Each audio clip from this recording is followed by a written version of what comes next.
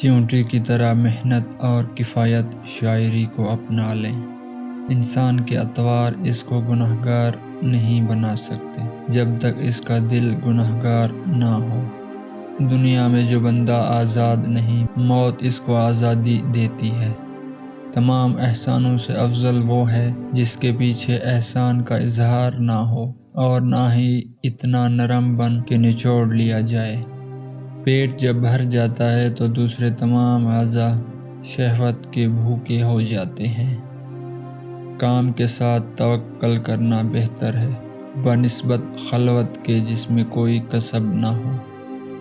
خدمت آداب کی رعایت ہے، نہ خدمت پر مدامت، کیونکہ خدمت میں آداب خدمت سے زیادہ عزیز ہیں۔ ہم علم کی زیادتی کی نسبت آداب کے زیادہ محتاج ہیں۔ اچھا وقت وہ ہے کہ تو نفس کے وسوسوں سے محفوظ ہو اور لوگ تیری بدگمانی سے محفوظ ہوں۔ زبان سے اپنا حال بیان کر اور دوسروں کو چھوڑ دے، خود ایسا فنا ہو جا کہ گویا اللہ کا ذکر تیرا ہی ذکر ہو۔ جو بندہ اچھا کھانا، اچھا پہننا، دولت مند لوگوں کی صحبت میں بیٹھنے کی خواہش رکھتا ہے، اس سے دوزخ رگ گردن سے بھی زیادہ نزدیک ہے۔ جب انسان صادق ہو تو نیک کام کرنے سے پہلے ہی اس میں لذت پاتا ہے۔ تم خوشی چاہتے ہو اور اسے نہیں پاتے تو یہ جنت میں ہوگی۔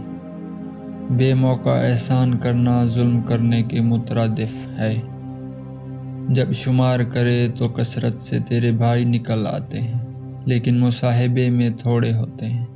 لمبے بالوں والی عورت 4 چیزوں کی بھوکی ہوتی ہے: اول تعریف، دوم دنیا کی سیر، سوم عیش و عشرت، چہارم محبت۔